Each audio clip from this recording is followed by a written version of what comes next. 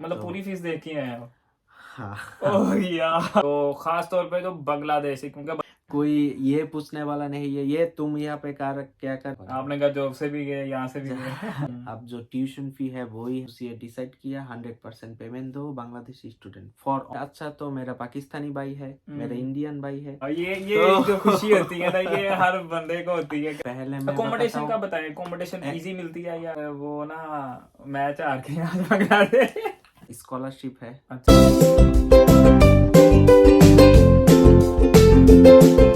वालेकुम everyone, welcome back to a new video. तो यार कैसे हो आप सब? उम्मीद करता हूँ सब खैरियत से हो गए। तो भाई मेरे साथ है हीरा भाई। तो हीरा भाई आप कह लो कि मेरे साथ वाले रूम में रह रहे हैं, ठीक है। और ये डिपेंडेंट है। ये मैं शुरू में इसलिए बता रहा हूँ कि भाई मोस्टली जो कपल आ रहे हैं तो खास तौर पे तो बांग्लादेश, क्योंकि भाई बांग्लादेश से हैं, लेकिन डिपेंडेंट तो डिपेंडेंट है यार, जहाँ से भी आओ उन्होंने सेम ही अर्न करना है। तो मैंने कहा यार इस चीज़ को भी कवर करता हूँ, क्योंकि मेरी 9% जो ऑडियंस है वो बांग्लादेश से है। तो मैंने कहा यार चलो इस वीडियो को कवर करता हूँ, ताकि जो डिपेंडेंट आ रहे हैं उनको पता लगे कि भाई यहाँ पे किस तरह की स्ट्रगल है, आगे क्या क्या चीज़ें चाहिए होती हैं और कितना अर्न कर सकते हैं। तो हीरा भाई को अभी 1-2 हफ्ते हुए हैं, पर एक्सपीरियंस अच्छा हो गया है। तो मैंने सोचा कि यार हीरा भाई से आज मदद लेते हैं और आज की वीडियो कवर करते हैं। तो हीरा भाई वेलकम मेरे यूट्यूब चैनल पे। छोटा से गरीब सा मेरा चैनल है। नहीं, मैंने आपका वीडियो देखा था यूट्यूब में। मैंने आपको बताया कि ए भाई ये तो हमजा भाई है, अहमद भाई है, ये दोनों तो वीडियो करता है, वो तो मेरे पड़ोस में रहता है। इसलिए मैंने आपको बताया कि भाई आप तो वीडियो करता है, बहुत फेमस है, तो तो कोई चांस मिलेगा तो नहीं हम भाई, हम लोगों को बुलाया। थैंक यू भाई। यार ऐसा नहीं है, लेकिन ये है कि बहुत से लोग यहाँ पे मिलते हैं तो बड़ा बहुत अच्छा लगता है। जो लोग वीडियो देख के आते हैं या मोस्टली जो रिक्वेस्ट करते हैं, मैं उनकी ज़्यादातर इंटरव्यू के नोट्स या इस तरह की चीज़ें ही पूछते होते हैं। तो अगर कर दें तो भाई अच्छा है, यहाँ आके फीडबैक अच्छा मिल जाता है। नहीं तो पता ही है आप लोगों को, भाई डिसलाइक कर दो, ये हो गया। तो आज की बात को पहले शुरू करते हैं कि हीरा भाई आप लोगों का यहाँ आने का प्लान कैसे बना? बेसिकली हम लोगों का यहाँ पे आने के लिए बहुत लंबी देर से कोई प्लानिंग नहीं था। मेरा एक दोस्त है, उसका नाम है मैं नाम नहीं लेना चाहता हूँ। कोई मसला नहीं। वो यहाँ पे आ गया जनवरी में। तो वो मुझे बताया कि जनवरी में मैं आया मेरे बीवी के साथ। तो मेरे पास अचानक एक आइडिया आया कि मैं भी ट्राई करता हूँ। उसका बीवी भी वो है जो स्टूडेंट है, वो उस डिपेंडेंट है। तो मैं कहता हूँ कि मेरा बीवी भी तो बीबीए कंप्लीट किया, सो उसके लिए भी मैं ट्राई कर सकता हूँ। तो फिर मैंने कोई अच्छी एजेंसी की खोज की। तो वहां पे भी एजेंसी कंसल्टेंट हाँ वगैरह? एजेंसी है, एजेंसी कंसल्टेंट ठीक। वगैरह है। तो पहले तो मैं हूँ कि मैं खुद करना चाहता हूँ, खुद अप्लाई। खुद ढूंढना चाहता हूँ खुद। बहुत लोग बोला कि ये एजेंसी के पास जाओ, मैंने कोई रिस्पॉन्स नहीं रिस्पॉन्स दिया। नहीं किया। मैंने खुद ढूंढा। दो एक बोला कि सर आ जाओ आप यहाँ पे फाइल लेकर आ जाओ, कि नहीं मैं फाइल लेके कैसे जाऊँगा, मैं तो जॉब करता हूँ, मैं बांग्लादेश में वो जॉब पे था। तो मैंने बताया कि मेरा बीवी का पासपोर्ट भी नहीं है, वो मैं करूँगा, मैं जानना चाहता हूँ कि कैसे करोगे। वो बताता है कि फर्स्ट आप आओ, एक फाइल ओपनिंग करो, वो 10,000 टाका है, बीडीटी टाका लगेगा।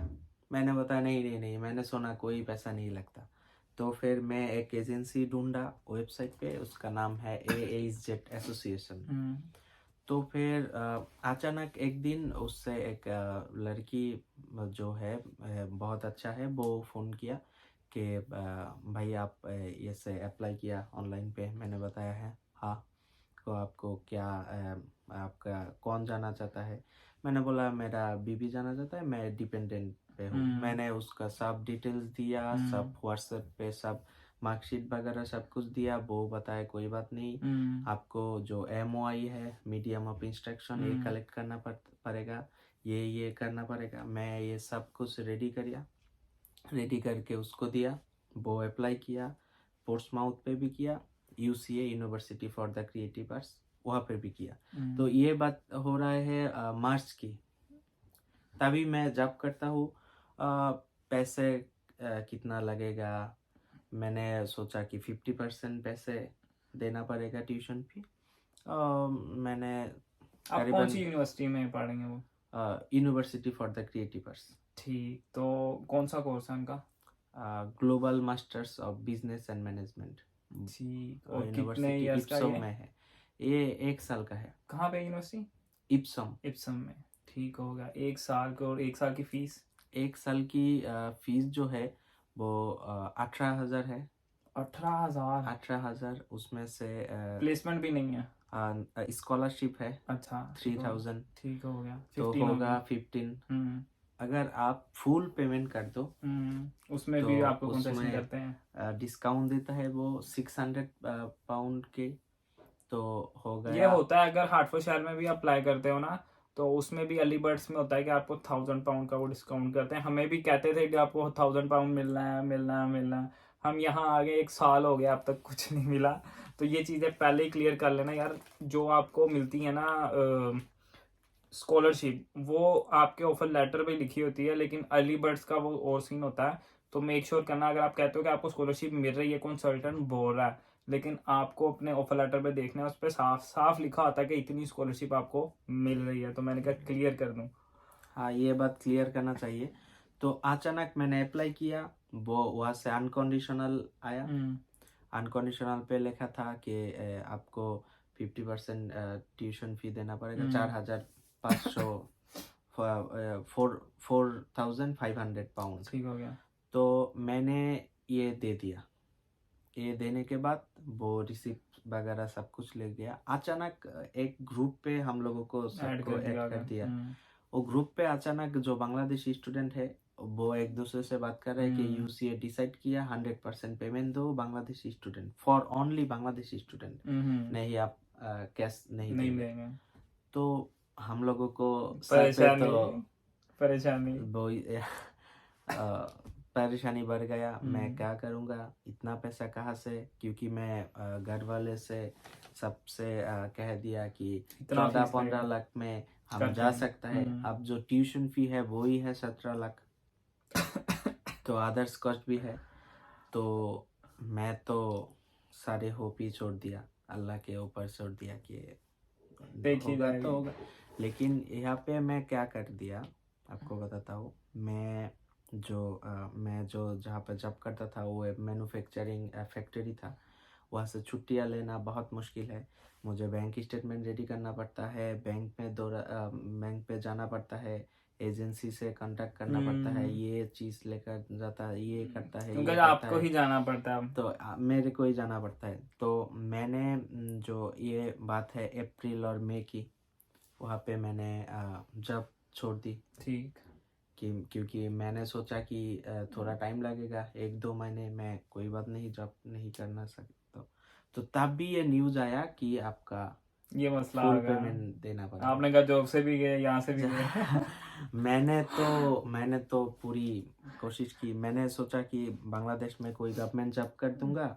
गवर्नमेंट जॉब मिलना भी बहुत मुश्किल हो रहा था, और मैं जो मैन्युफैक्चरिंग गारमेंट्स पे जो जॉब करता था वो पैसा देता था बांग्लादेश के हिसाब से बहुत ज़्यादा था, लेकिन मेरे हिसाब से कम लग रहा था। क्योंकि मैं सुबह 8 बजे जाता था, रात को 10 बजे आता था। मतलब यहाँ पे आपको अपॉर्चुनिटी ज्यादा लगी कि कुछ ज़्यादा बन लगा जाएगा। कि इतना मैं कोशिश कर रहा हूँ लेकिन पैसा नहीं देता, वो स्ट्रेस देता है, वो ऑफिस पे बहुत सारा बोझ देकर देता है कि पैसे ये करो थोड़े हैं, ये काम करो। ज्यादा है। इसीलिए मैंने ये सोचा। तो वो मसला आपका कैसे हल हुआ? और पैसे का, हाँ, वो जो एकदम इतनी फीस देनी थी। तो मैंने परिवार वालों को बताया। मतलब तो पूरी फीस देखी है आप? हाँ, ओह यार। मैंने फिर कोई बात नहीं, पूरी फीस नहीं दोगे तो रिफंड हो जाना था। हाँ, रिफंड कर देना वो। यार इतनी फीस, ये मैं इंटर वालों जो इंटर के बाद आ रहे हैं भाई, उनके लिए तो यही है कि अपनी कम से कम फीस दे के आओ, क्योंकि आप लोगों की क्लासेस ज़्यादा होती हैं, तो उनके लिए थोड़ा सा शुरू में मुश्किल होता है, क्योंकि मैंने बताया 2-3 महीने आपको सेटल होने में लग जाते हैं। तो बाकी ये कि जो मास्टर्स वाले हैं उन्होंने तो एक बार देनी है, वो तो किसी तरह खिंच तू के दे देते हैं, लेकिन इंटर वाले भाई कम से कम 1 साल की फीस दे के आओ। 1 साल की फीस देना तो पड़ेगा। टोटल आपका कितना खर्चा लग गया तो फिर मैं 17 लाख दिया था फीस का? ट्यूशन फी का। तो फिर मेरा ISS फी जो है वहाँ पे भी एक मसला हो गया। मैंने जो इंटरनेशनल काट किया वहाँ से पेमेंट नहीं हो रहा। अच्छा। मैंने मेरा भी इंटरव्यू दिया, पास किया, वो कैश भी पाया। उसके बाद जो वीसा सेंटर के लिए जो अपॉइंटमेंट लेना पड़ता है उससे पहले आप ISS फी देना पड़ता है। ठीक है, ये तो क्या चीज है? ISS फी इंश्योरेंस इंश्योरेंस फी, ओके, इंश्योरेंस फी। ठीक हो गया। सो इंश्योरेंस फी जब देना के बारी आई तो फिर मैं मेरा एक दोस्त है यूके में और बहुत सारे लोगों के कॉल किया, बहुत सारे रिलेटिव पे कॉल किया कि मैं दे नहीं सकता हूँ बांग्लादेश से, प्लीज आप लोग कुछ पे करो। कर दो। कोई भी कुछ नहीं किया। कुछ यार, एक चीज ये बात याद रखना, यहाँ पर आ जाओगे जो भी आपका माया मामा ताया चाचा जो भी है ना, एक दिन रखेगा, एक हफ्ता रखेगा, उसके बाद कहेगा यार काम ढूंढो। काम ठीक ढूंढो। है, तो यहाँ पे खुद ही करना पड़ता है सब कुछ, किसी पे भी डिपेंड होने की जरूरत नहीं है, आके खुद मेहनत करो तो फल मिल जाता है। तो यहाँ आके आपको कैसा फील हुआ? सर टोटल लग कितना गया आपका? वो बात मैंने खत्म हाँ, नहीं की। तो फिर 83 के दोनों का जो है 83 का डबल है।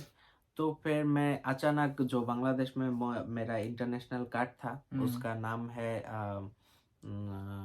EBL bank aqua card. ठीक हो गया। उसका एक प्रॉब्लम है, उसको कस्टमर केयर में फोन करो और बताओ मैं ये नहीं कर सकता हूँ, ये हो नहीं रहा। तो फिर वो लोग जो कर देते हैं वहाँ से। वो कर देता है। ठीक हो गया। मैंने वो किया तो मैंने मेरा ISSP हो गया। मैं एजेंसी को कॉल किया कि मेरा अपॉइंटमेंट बुक कर दो। वो कह रहे कि 14 तारीख के पहले नहीं है, अगस्त की 14। अच्छा। अगस्त की 14 की बात। तो फिर मैंने कहा ठीक है 14 ही बुक कर दो। थोड़ी देर बाद बताया कि 11 अगस्त में 2 सीट जगह बाकी है, मैं वहाँ पे करता हूँ। ठीक है कर दो। तो उसके दौरान मैंने जो मेरा सारे फाइल है वो लेकर एजेंसी बताया कि मेरे पास आओ, मैं सब चेक कर देता हूँ। BFS ग्लोबल में फाइल सबमिट करने के पहले। तो फिर वो सब चेक किया। मेरा डिपेंडेंट है, उसके लिए मेरा जो मैरिज सर्टिफिकेट था वो नोटरी पब्लिक से, गवर्नमेंट के जो कोर्ट से वहाँ से नोट करना पड़ता है। नोट करके इंग्लिश में ट्रांसलेशन करते नोट करना पड़ता है। और मेरा जो मैरिज पिक्चर है वो 26-27 के बराबर, वो मैंने A4 साइज के प्रिंट किया। फिर मैंने BFS ग्लोबल के लिए अगले दिन गया। फिर सब ने बताया कि वो जो स्पेशल ऑफर है, स्पेशल सर्विस है, ये लेना, इससे कॉफ़ी मिलता है। मेरा कॉफ़ी कोई ज़रूरत नहीं, मैं बाहर जाके कॉफ़ी पी सकता हूँ। मेरा यहाँ पे कोई 10,000 एक्स्ट्रा नहीं देना था, 10,000 एक्स्ट्रा। अच्छा। मैंने सीधा लाइन पे गया, सब लोग वो क्रश था कि ये सर्विस लेता है, ये पे तो अच्छा होगा, ये से सब वहाँ पे चला गया। जो रेगुलर लाइन था वो फका, वो वैकेंसी है। मैंने वहाँ पे बैठ गया। तो थोड़ी देर पर 10 मिनट के बाद ही मेरा बुलावा आया। इतनी सी बात, मैंने सब डॉक्यूमेंट दे दिया। वो कोई नहीं बताया कि आप जो भी देंगे हम लेंगे। जो डॉक्यूमेंट मैंने ऑडियंस के बताया, স্পেশালি ফর বাংলাদেশ, আপনাদের বলবে যে আপনারা যাই দিবেন তাই আমরা নিব, কিন্তু চেষ্টা করবেন सब समय अल्प किछु डॉक्यूमेंट देওয়ার জন্য। मैंने ये बताया कि आप ट्राई करोगे कि थोड़े डॉक्यूमेंट देना। बहुत सारा डॉक्यूमेंट जो SSC का सर्टिफिकेट है, ट्रांसक्रिप्ट है, ये है, वो नहीं देना। सिर्फ आप जो लास्ट एजुकेशन सर्टिफिकेट है ये दोनों दे दिया। MOI सर्टिफिकेट, टीचर्स रेफरेंस और मैरिज सर्टिफिकेट, ये सब ये वगैरह देगा। दो अलग अलग मेरा बीबी पहले दिया, फिर मैंने दिया। तो फिर मैं आ गया। भाई तो टेंशन है कि कितने दिन लगेगा। वो सितंबर 21 पे क्लास स्टार्ट हो गया। मैं तो अगस्त के 11 पे दिया। सो फिर विमान एयर टिकट जो है वो भी मैंने बुक नहीं कर सकता कि वीसा आने के पहले। फिर मैंने कतार एयरलाइंस पे जब मैंने वीसा के लिए मेल किया, एक पेड मेल किया कि what is the decision, to know about my decision. Then they get me sent back that your visa decision is made. You will be informed by soon.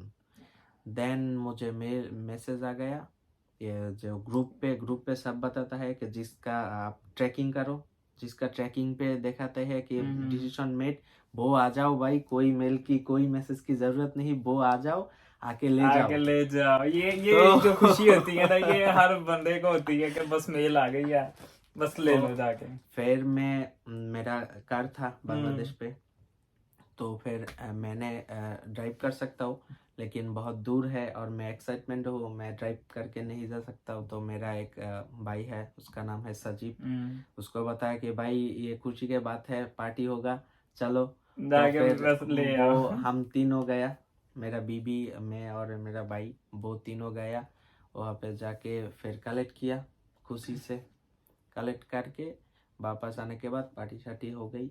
तो फिर आ गए, उसके वहाँ पे लगा मेरा 43K। किस पे?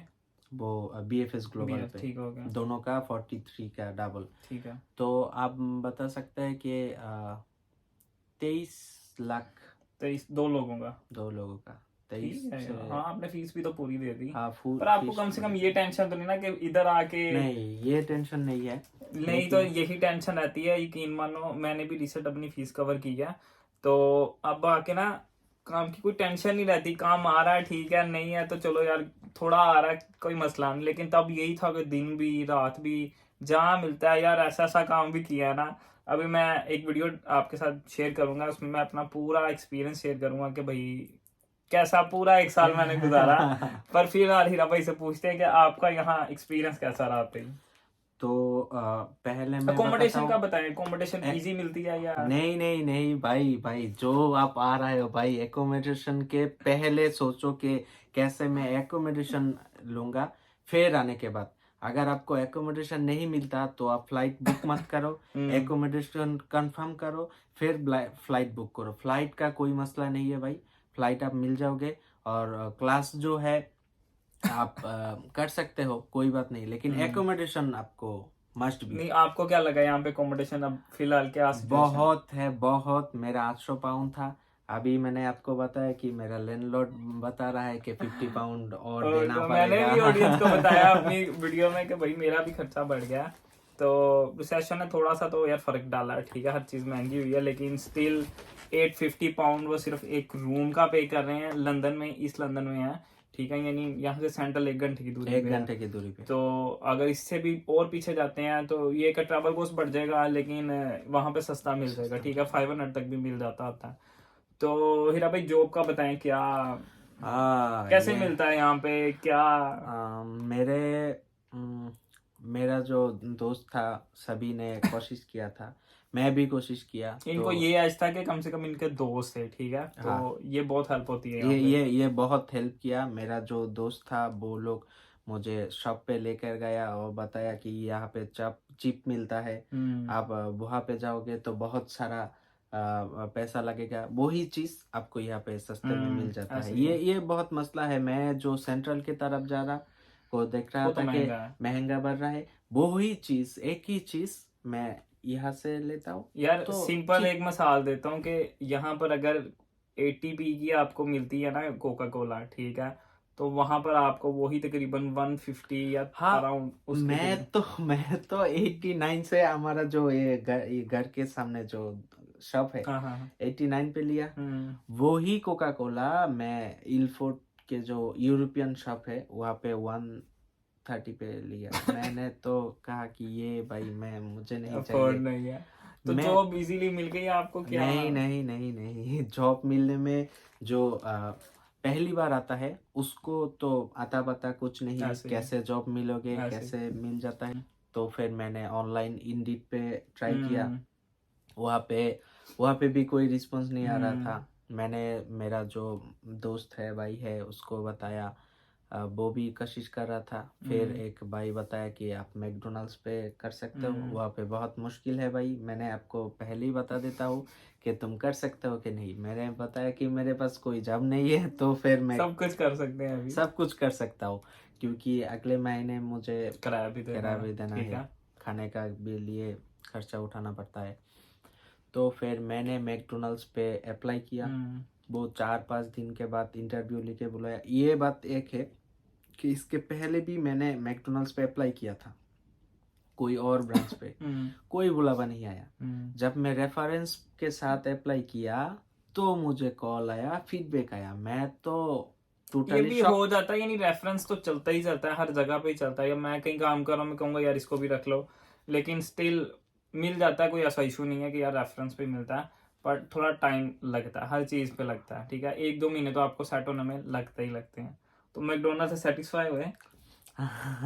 मैकडोनल्ड्स पे तो फिर मैंने गया, उसके वहाँ पे तो 975 है रेट। मैं तो सुन के कहता हूँ ये कैसे होगा भाई, 11-12 मिलेगा। 975। फिर उसको गवर्नमेंट का टैक्स है, गवर्नमेंट का कट है, ये मिला के तो कुछ नहीं बचेगा, 8 घंटा 9 घंटा। तो फिर मैंने गया। तो एक चीज़ मैं बताना चाहता हूँ कि हमारे जो बांग्लादेश में है वहाँ पे 2 तरह का लोग रहता है, एक बांग्लादेशी और यहाँ पे आके वो उसको बताता है सिलेटी। अच्छा। मैं किसी को बुरा नहीं कह रहा हूँ। वो जो यहाँ पे सिलेटी लोग है, वो जो नॉन सिलेटी है उसके साथ फ्रेंडली नहीं होता, फ्रेंडली बिहेव नहीं करता, टॉक नहीं करता ज्यादा। ज़्यादा टॉक नहीं करता। वो जब टॉक करना पड़ता है वो इंग्लिश में बताता है, बंगाली नहीं यूज़ करता। तो मैं इसके साथ मैंने बहुत अपसेट हुआ कि भाई यह हम बांग्लादेशी है, आप मुझे बांग्लादेशी समझते हो लेकिन आपको सिलेटी समझता है। इसके अच्छा तो मतलब कि मेरा यहाँ पे भी थोड़ा सा ना होता है, जैसे कास्ट कास्ट होती है ना, कि हाँ जी वो शेख है, वो जी वो राणा ये है, साहब है। तो इस तरह का इशू थोड़ा सा चलता है, यहाँ पे भी चलता है। इवन के अगर मैं हर अब देश में कहूँ, चलता है। इवन मैं कहूँ कि यहाँ पर देसी ही देसी को काटता है। मैं सही बताऊँ तो गोरा इतना नहीं काटता जितना देसी यहाँ पे नहीं, काटता है, ठीक है। तो अब फिलहाल ठीक है, आप तो हाँ कुछ काम सेट हो गया। हाँ ठीक है। मैंने फिर सोचा कि क्योंकि इसके टाइम कितना लगता है एक बंदे को स्टेबल होने पे यूके में, यूके में? मैं भी तो अभी भी स्टेबल नहीं मानता मुझे, क्योंकि नहीं 1 नहीं, महीना वो हुआ। स्टेबल नहीं, मतलब आपकी जेब में कुछ आ रहा है, कुछ लगा है कि यार हाँ चलो अब मैं आगे कुछ कर हाँ, लूंगा। अभी तक मुझे मेरे जेब में कुछ नहीं आया। मैंने काम किया, वो पेमेंट मंडे को मिलेगा, कुछ पेमेंट जो थर्सडे में मिलेगा। अभी मैंने नहीं रिसीव किया एनी पेमेंट, क्योंकि मैंने जब शुरू किया 2021, हाँ हाँ रिसेंटली किया। 21 और वो 22। पैसे आने तो आपने क्या ना, हाँ, कुछ आया है, फिर जब उसको मल्टीप्लाई करूंगा आपको यार मैं और काम करूं और इस तरह काम करूं, तो तो आहिस्ता पैसे आहिस्ता जो आएगा। आपका चलता। तो फिर मैंने ये सोचा कि बांग्लादेश में जो सिलेटी पीपल यहाँ पे जो हम लोगों को वो अलग करता है, मैंने सोचा इससे अच्छा तो मेरा पाकिस्तानी भाई है, मेरा इंडियन भाई है, वो तो मुझसे ऐसे नहीं बात करता है। मैंने एक रिव्यू दिया था कि लंदन में आके मुझे बांग्लादेशी जो है ये तो बहुत आंतरिक है, सिलेटी नहीं है। दूसरे नंबर पे है पाकिस्तानी। वो पाकिस्तानी जो भाई लोग है वो बहुत फ्रेंडली होता है यार। वो बांग्लादेश के नाम सुनते ही उसके अंदर में एक फीलिंग्स आ जाता है। मैंने ये देखा था, मेरे एक दोस्त था जो काम पे गया, उसको वो पाकिस्तानी है, वो बताया तुम बांग्लादेश से हो, मैं बताया हाँ बांग्लादेश से। उसका नाम भी हमजा है। तो फिर बताया कि क्या राय है पाकिस्तान के बारे में। मैंने सोचा कि वो 1971 का जो बात था वो फीलिंग से वो मुझे बताया। मैंने देखा कि वो गिल्टी फील कर रहा है यार। मैंने बोला नहीं भाई, हम लोग तो भाई है। ये तो उस जमाने का बात है जो 2 मुल्क के बीच में करार पड़ गया, कोई बैड डिसीजन के वजह से, कोई बैड पीपल के वजह से। बट अभी तो नहीं है, हम लोग तो मॉडर्न एज पे है। पर वो ना मैच हार के यहाँ बांग्लादेश। तो आप क्या ऑडियंस को रिकमेंड करते हैं कि यूके आना चाहिए या नहीं आना चाहिए? मैंने वो 2 तरह के लोग होता है, जो समझता है कि यूके में बहुत आयाशी है, बहुत सारे पैसा है, इजीली मिल जाता है, वो उड़ाना चाहता है। और बांग्लादेश में जो बहुत अच्छा है वो मत आओ भाई, अगर आपको यूके में कुछ करना होता है, यूके में आके कुछ कमाना होता है, बड़ा आदमी बनना पड़ता है, बड़ा आदमी होने की कोई ख्वाहिश रखते हो, तो फिर यूके आओ। अगर आपको आपके देश में आप बड़ा आदमी हो, अच्छी सैलरी मिल रही है, अच्छी सैलरी मिल रहा है, अच्छे लाइफ जा रहा है, बहुत अच्छे लाइफ जा रहा 3 है, टाइम का खाना अच्छा खाना मिल रहा अच्छा है, मिल रहा है, तो फिर रिकमेंड नहीं है। फिर मैं कहता हूँ कि मत आओ। लेकिन अगर आपको अंदर में ये है कि मैं यूके में आके आके कुछ कर अपनी आपकी सकता एबिलिटी हूँ, थोड़ी बढ़ा लूंगा बढ़ा या कुछ लूंगा, कमा मैं लूंगा। कमा लूंगा, कष्ट कर सकता हूँ, मैं कोई वर्क कर सकता हूँ, तो हम्म। फिर आओ। यूके इतना बुरा भी नहीं है। यहाँ पे जो लाइफ स्टाइल है वो बहुत ही बेहतर है। आपको यहाँ पे सड़क पे कोई गुंडा नहीं मिलता, कोई कोई ये पूछने वाला नहीं है ये तुम यहाँ पे क्या कर रहे हो, ये तुम्हारा घर क्या है, तुम्हारा नाम क्या है, ये कुछ नहीं बताएगा। जो डस्ट है, डस्ट नहीं है। आप 20 मिनट 30 मिनट अगर पैर से चलना चाहो तो चल सकता हो, कोई ब्रीदिंग का प्रॉब्लम नहीं होता। ये बहुत यानी इन्वायरमेंट बहुत लाइफस्टाइल अच्छा है, लेकिन हाँ अगर आप ऑलरेडी एक लाइफस्टाइल एंजॉय कर रहे हो ना अपने मुल्क के अंदर, फिर रिकमेंड नहीं है। लेकिन अगर आप चाह रहे हो कि आप अपने आप को इम्प्रूव करना चाह रहे हो, तो फिर आपको यहाँ आना चाहिए। आना चाहिए। उम्मीद करता हूँ यार आप लोगों को मजा आया होगा, क्योंकि बहुत लंबी टाक हुई है हमारी 25 मिनट की वीडियो। भाई मैंने कभी अपलोड नहीं की, कभी 15 से भी ज्यादा शायद नहीं की, लेकिन स्टिल आप लोगों को बताने के लिए कि यहाँ पर क्या मसले हैं या क्या अच्छाइयाँ हैं, तो इतनी लंबी वीडियो मैं अपलोड कर रहा हूँ। तो उम्मीद करता हूँ आप लोगों को कुछ समझ आई होगी, या आपने आना कैसे है उसका बांग्लादेश से कोई थोड़ा सा प्रोसीजर समझ आया होगा। तो चैनल पे नया है तो चैनल को कर देना सब्सक्राइब, वीडियो को कर देना लाइक। मिलते हैं इंशाल्लाह अगले वीडियो में। अल्लाह हाफिज। अल्लाह हाफिज।